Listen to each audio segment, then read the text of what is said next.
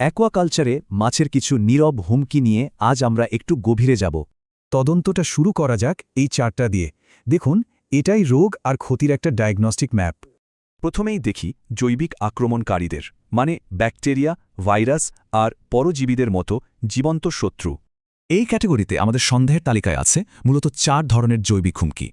যেমন ধরুন bacterial septicaemia, এটা রক্তকে ব্যবহার করে লিভার কিডনিতে ছড়িয়ে পড়ে। আরেকটা হলো এন্টারাইটিস, এটা সরাসরি অন্ত্র বা নাড়িভুঁড়িতে আক্রমণ করে প্রদাহ সৃষ্টি করে। আবার ভেতরের পরজীবী বা কৃমিগুলো অন্ত্রকে টার্গেট করে, ফলে পুষ্টি শোষণ বন্ধ হয়ে যায়। আর ভাইরাল রোগ, সে তো লিভার, মস্তিষ্ক, কিডনির মতো জরুরি অঙ্গের টিস্যু ধ্বংস করে দেয়। শুধু জীবাণু নয়, পরিবেশও কিন্তু একটা বড় শত্রু হতে পারে। আসুন এবার সেদিকে নজর দিই।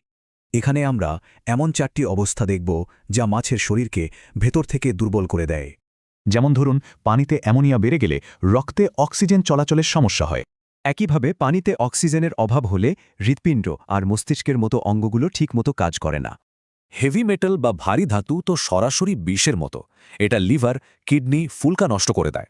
আর দীর্ঘ সময় ধরে স্ট্রেসে থাকলে রোগ প্রতিরোধ ক্ষমতাই ভেঙে পড়ে, শরীর হয়ে পড়ে অরক্ষিত। এবার চলুন দেখি কিছু অভ্যন্তরীণ সমস্যা যেগুলো মাছের শরীরের ভেতরেই তৈরি হয়। এগুলোকে অনেকটা ইনসাইড জব বলা যায়, যেখানে শরীরের সিস্টেম নিজেই গড়বড় করে।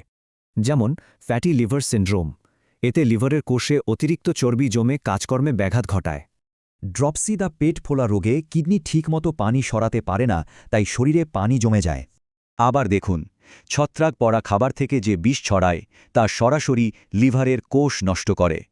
আর সুইম ব্লাডারের সমস্যা হলে গ্যাসের ভারসাম্য নষ্ট হয়ে মাছের ভেসে থাকায় মুশকিল হয়ে পড়ে। এত সব প্রমাণ দেখার পর একটা বিষয় কিন্তু পরিষ্কার, আক্রমণের মূল টার্গেট কিন্তু কয়েকটি নির্দিষ্ট অঙ্গ। লিভার আর কিডনি, এই দুটো অঙ্গই সবচেয়ে বেশি আক্রমণের শিকার হয় বারবার। তো এই চার্টটা যদি হয় রোগ নির্ণয়, তাহলে এর আসল প্রতিকারটা কি?